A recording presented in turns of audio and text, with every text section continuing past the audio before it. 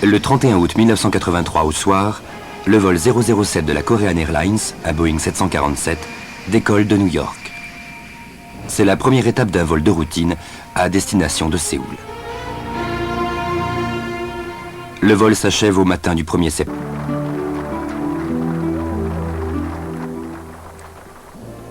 De New York, le 747 vole jusqu'à Anchorage, en Alaska, pour se ravitailler en carburant. À Anchorage, le commandant sud-coréen Chun Byung-in et son équipage décollent pour Séoul. Chun est un pilote très expérimenté, autrefois pilote de chasse. Il a la réputation d'avoir une personnalité dure et agressive. C'est sa 88e traversée du Pacifique. Pour aller d'Anchorage à Séoul, il faut survoler le Pacifique Nord, le long d'une route appelée Roméo 20, qui côtoie la péninsule du Kamtchatka, territoire soviétique. Pour ce faire, le commandant Chun devra se fier à son système de navigation inertielle. Au commencement du vol, la position initiale de l'avion, sa destination et les points de report qui jalonnent le trajet sont rentrés dans l'INS. Lorsque l'appareil approche d'un point de report, une lumière s'allume dans le cockpit. Elle reste allumée pendant 2 minutes après que le point ait été atteint, permettant ainsi au pilote de signaler sa position et le temps qui le sépare du prochain point de report. La lumière ne s'allume que dans un rayon inférieur à 360 km.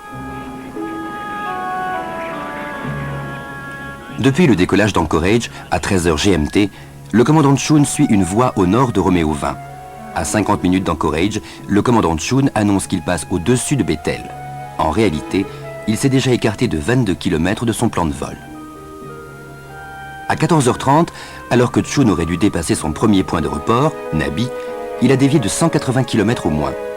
Il n'a pas signalé sa position à Anchorage, une sérieuse entorse à la procédure de la compagnie aérienne. Quand Chun atteint le point de report Niva, encore une fois sans le signaler à Anchorage, l'écart est de 270 km. Curieusement pourtant, un rapport selon lequel le vol 007 suit le bon cap est transmis à Anchorage par un autre Boeing de la compagnie coréenne, qui suit de près le commandant Chun. En fait, Kamtchatka. Les avions espions américains qui évoluent dans ce secteur viennent chatouiller le réseau de défense soviétique en activant les radars et les systèmes de communication. Les systèmes de surveillance américains sont reliés par satellite à la National Security Agency, ou NSA, située à Fort Meade dans le Maryland. Les informations obtenues peuvent être transmises à Fort Meade en moins d'1 minute.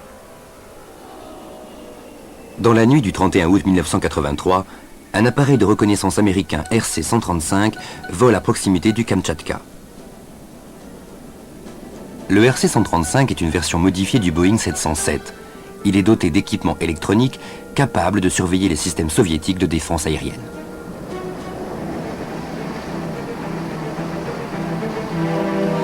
Les opérateurs des radars soviétiques sont en train de contrôler l'espace aérien, tandis que les trajectoires du 747 et du RC-135 convergent. Pendant à peu près 10 minutes, elles sont si proches qu'elles fusionnent, amenant peut-être les soviétiques à confondre les deux appareils.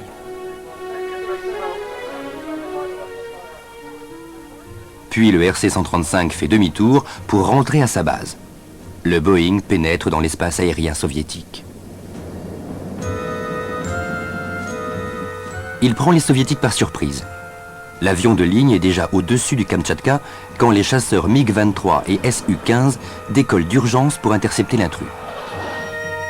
Ils ne réussissent pas à établir le contact avec lui et ont aussi la plus grande difficulté à maintenir la liaison avec la base. Le Boeing survole le Kamtchatka pendant 38 minutes, apparemment inconscient de toute l'activité qui l'entoure. Puis, le commandant Chun envoie un message radio à la tour de contrôle de Tokyo, annonçant qu'il a dépassé le point de report Nipi. Or, il est maintenant à 360 km au nord de ce point.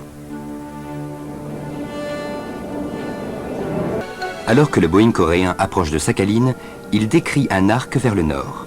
Cette manœuvre ne peut être qu'intentionnelle. Sur Sakhalin, les soviétiques font décoller d'urgence des chasseurs. Ils ont 2 options, soit forcer l'intrus à atterrir, soit le descendre. En 1978, un chasseur MiG avait fait feu sur un 707 de la Korean Airlines qui s'était perdu au-dessus des bases militaires soviétiques de la presqu'île de Kola. le 707 s'était posé sur un lac gelé. 2 passagers ont trouvé la mort dans l'incident et 13 ont été blessés. Depuis sa création, l'Union soviétique est obsédée par l'intégrité de ses frontières.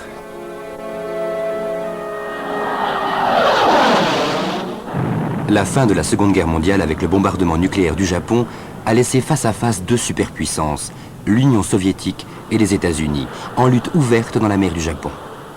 Pendant la guerre froide, l'Union soviétique se sent encerclée par ses ennemis. À la fin des années 50, son espace aérien est violé continuellement par les avions américains de haute altitude, U-2. En mai 1960, une crise diplomatique éclate quand les soviétiques abattent un U-2 avec un missile sol-air et font un procès à son pilote, Gary Powers. En 1980, Ronald Reagan est élu président des États-Unis. Il intensifie la guerre froide, fustige l'Union soviétique qu'il traite d'empire du mal et augmente les dépenses militaires. Mais le 1er septembre 1983, la défense aérienne soviétique n'a pas affaire à la flotte américaine, mais à un 747 solitaire apparemment déterminé à pénétrer dans son espace aérien. Les chasseurs qui ont décollé de Sakhaline rejoignent rapidement le 747. Et quand celui-ci entre de nouveau dans l'espace aérien soviétique, ils sont à l'affût. Le commandant Vassili Kasmin pilote un des chasseurs Su-15. Plus tard, il déclarera avoir respecté les règles internationales pour prévenir le Boeing. Il allume ses feux et tire des rafales d'obus traçants. Kasmin essaie aussi, mais en vain, d'établir un contact radio avec l'intrus sur la fréquence internationale de détresse. À son grand étonnement, l'avion semble entreprendre une série de manœuvres d'évitement.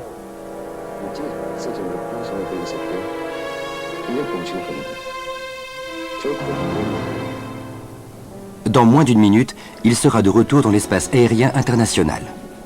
À 18h24 GMT, Kasmin tire ses 2 missiles, dont l'un touche le 747. Le commandant rapporte que la cible est détruite.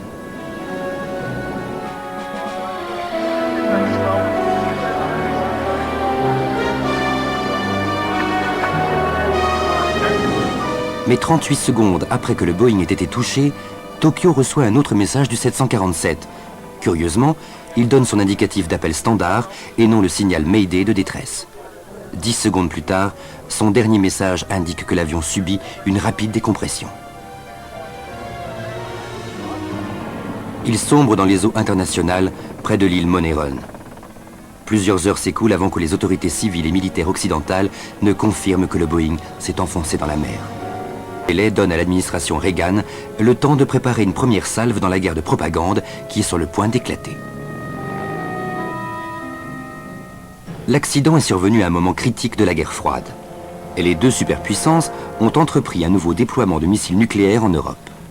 À Genève, les négociations sur le contrôle de l'armement ont atteint un stade extrêmement délicat. Néanmoins, malgré leurs propos agressifs, les soviétiques semblent se résoudre à un début de détente dans les relations Est-Ouest.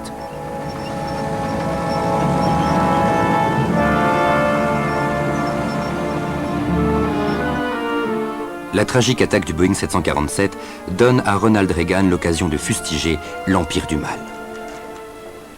C'était un acte barbare, commis par une société qui méprise sans vergogne les droits des individus et la valeur de la vie humaine, et qui cherche constamment à s'étendre et à dominer les autres nations.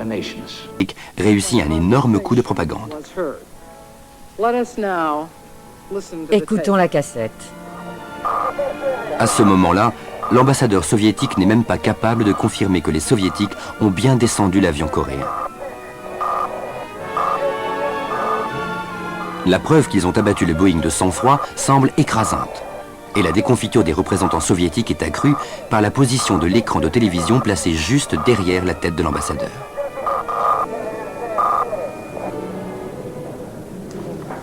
La transcription que nous venons d'entendre, Monsieur le Président, établit tout simplement que les Soviétiques ont décidé d'abattre un avion de ligne civile.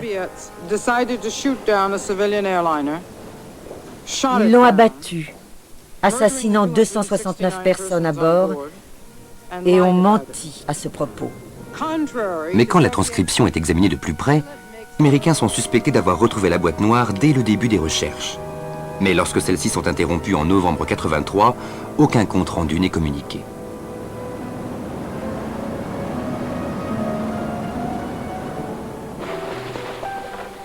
Les restes de 4 corps seulement ont été retrouvés. Des débris ont été rejetés sur les côtes de Wakanaï et de Sakhalin, mais ce ne sont que des petits objets et des fragments du fuselage. Cela corrobore l'hypothèse d'une explosion en plein ciel, mais contredit la version américaine.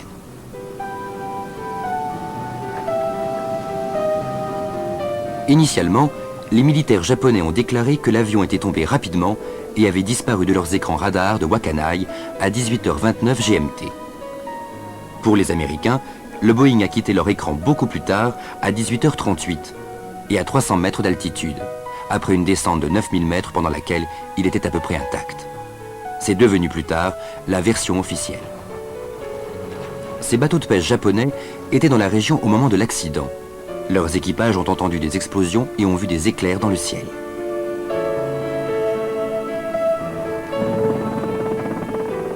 Mais s'il y a eu une explosion en plein ciel, qui a continué à envoyer des messages à Tokyo après qu'un missile à tête chercheuse...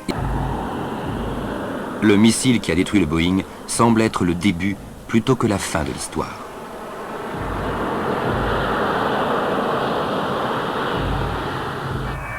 Si l'avion était en mission d'espionnage, il n'aurait pas été utilisé dans un rôle actif, ni équipé de caméras et de détecteurs. Les satellites et les appareils comme le SR-71 Blackbird américain sont plus habiles à cette tâche qu'un 747. Plus encore, si l'avion avait été contraint d'atterrir et démantelé par les soviétiques suspicieux, sa mission aurait été exposée. Mais le Boeing a pu être utilisé pour une mission passive. Son objectif, activer la longue rangée de radars soviétiques récemment installés en Russie centrale. En fait, c'est précisément ce qui est arrivé le 1er septembre 1983. Intentionnellement ou pas, le vol funeste du 747 au-dessus du Kamtchatka et de Sakhalin a allumé les défenses aériennes soviétiques comme un arbre de Noël. Il en a peut-être payé le prix. Si l'avion avait été contraint d'atterrir, l'incident aurait pu passer pour une erreur de navigation profondément embarrassante, mais sans plus. Mais si le Boeing était effectivement en mission, 2 erreurs...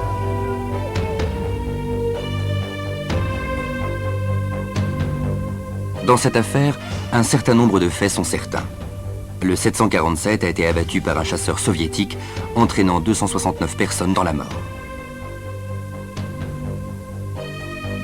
Et au moment où il a été abattu, il se trouvait à 650 km de son plan de vol, dans un des espaces aériens les plus dangereux du monde.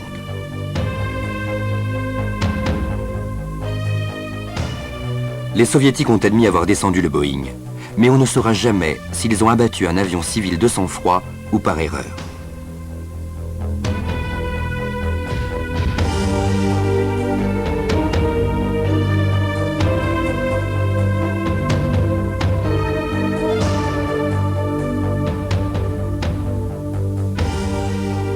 Il apparaît clairement que le gouvernement américain n'a pas non plus dit toute la vérité.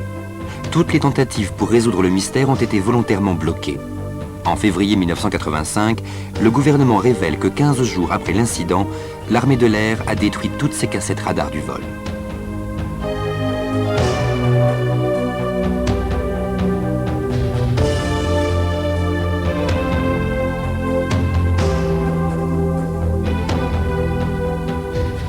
Une enquête a été ouverte par l'Organisation de l'aviation civile internationale.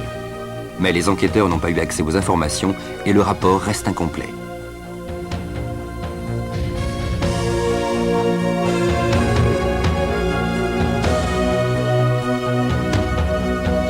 Ce rapport reproduit les notes que le commandant Chun a écrites sur l'exemplaire du plan de vol qu'il a laissé à Anchorage.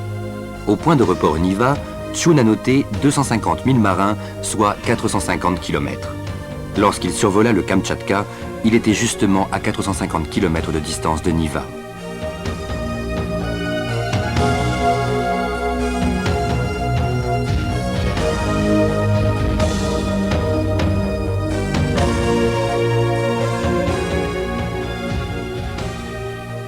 Seul le commandant Chun pourrait répondre aux questions qui continuent d'entourer le dernier vol du Korean Airlines 007. Mais il a emporté son secret dans sa tombe, sous la mer.